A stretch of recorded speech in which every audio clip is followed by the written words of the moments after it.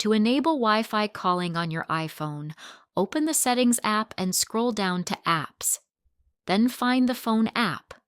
Tap on it, scroll down, and then select Wi-Fi Calling.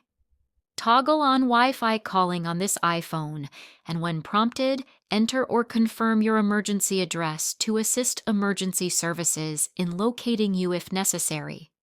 Once activated, you should see Wi-Fi displayed next to your carrier's name in the status bar, indicating that Wi-Fi calling is active. If you wish to use Wi-Fi calling on other Apple devices like your iPad or Mac, go back to the phone settings and tap on Calls on Other Devices.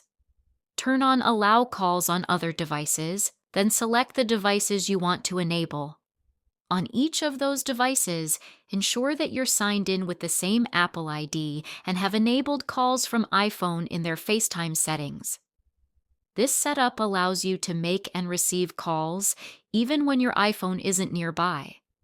If you encounter any issues, verify that your carrier supports Wi-Fi calling and that your device's software is up to date.